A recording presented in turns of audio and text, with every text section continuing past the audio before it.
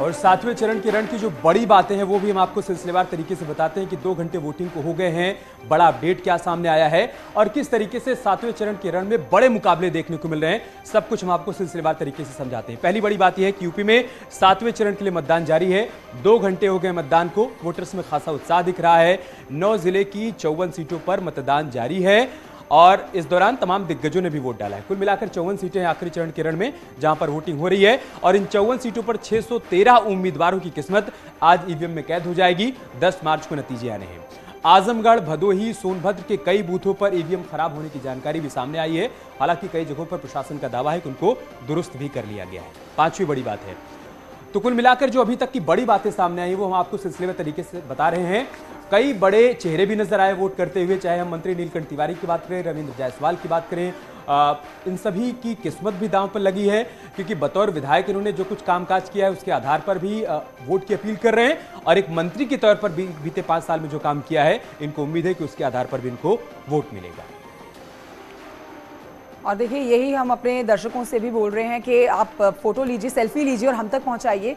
अब तक हम सेल्फी जो दिखा रहे हैं उसमें आपकी सेल्फी भी जरूर जोड़ी जाएगी। आइए आपको ग्राफिक्स के जरिए बताते हैं कि किसके बीच में कड़ा मुकाबला देखा जा रहा है। अलका बीजेपी से हैं कैंडिडेट्स और ये मोहम्मदाबाद सीट है जहां से शोएब अंसारी हैं समाजवादी पार्टी के कैंडिडेट। ये बेहद कांटे की टक्कर इन दोनों के बीच में बताई जा रही है। उसके अलावा अगर बात करें जहूराबाद सीट की, तो यहाँ से ओम प्रकाश राजभर समाजवादी पार्टी के कैंडिडेट है, सुबह सपा से अध्यक्ष हैं सुबह सपा के, और इनको टक्कर देने के लिए काली चरण राजभर बीजेपी से हैं।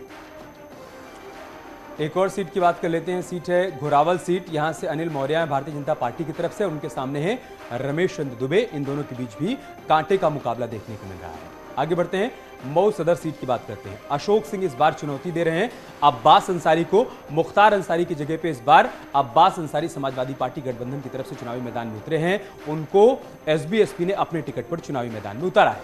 आजमगढ़ सदर सीट की बात कर लेते हैं। अखिलेश मिश्रा बीजेपी की तरफ से चुनावी मैदान में है और उनके सामने समाजवादी पार्टी गठबंधन की तरफ से दुर्गा प्रसाद यादव। देखिए, ये सब हॉट सीटें, वीआईपी सीटें। इसके अलावा शिवपुरी की सीट है जहां से अनिल राजभर बीजेपी कैंडिडेट और अरविंद राजभर समाजवादी पार्टी से है। तो ये कड़ा मुकाबला है और सातवें चरण का जो रण चल रहा है वो सीधे तौर पर एमवाई फैक्टर से जुड़ा है, यानी कि मुस्लिम यादव फैक्टर से जुड़ा हुआ है। इसी पर आपको बताएं कि वाराणसी दक्षिण सीट पर ये 2 दिग्गज आप देख रहे हैं, नीलकंठ तिवारी बीजेपी से और कामेश्वर दीक्षित हैं जो समाजवादी पार्टी के कैंडिडेट है। तो यहां भी कड़ा मुकाबला दोनों के बीच में माना जा रहा है। गाजीपुर सीट की बात कर ली जाए तो संगीता बलवंत हैं जो कि बीजेपी की कैंडिडेट हैं और जय किशन साहू समाजवादी पार्टी से चुनावी मैदान में, जिनकी किस्मत आज ईवीएम में कैद हो जाने वाली है। घोसी सीट पर किस तरीके का मुकाबला देखने को मिल रहा है आप ये भी देखिए। विजय राजभर, उनके सामने है दारा सिंह चौहान। योगी कैबिनेट का हिस्सा थे, मंत्री थे और अचानक चुनाव से पहले बीजेपी का दामन छोड़कर समाजवादी पार्टी में चले गए और इस बार वो समाजवादी पार्टी के सिंबल पर चुनावी मैदान में ताल ठोक रहे हैं विजय राजभर के सामने। जौनपुर का क्या हाल है आप ये भी देख लीजिए। गिरीश यादव भारतीय जनता पार्टी के प्रत्याशी हैं और उनके सामने अरशद खान समाजवादी पार्टी की तरफ से ताल ठोक रहे हैं। यहाँ पर बीएसपी और कांग्रेस की तरफ से भी मुस्लिम कैंडिडेट ही चुनावी मैदान में उतरे हुए हैं। मुकाबला यहाँ पर भी बहुत दिलचस्प है। मड़िहान सीट का समीकरण क्या कहता है आप ये भी समझिए।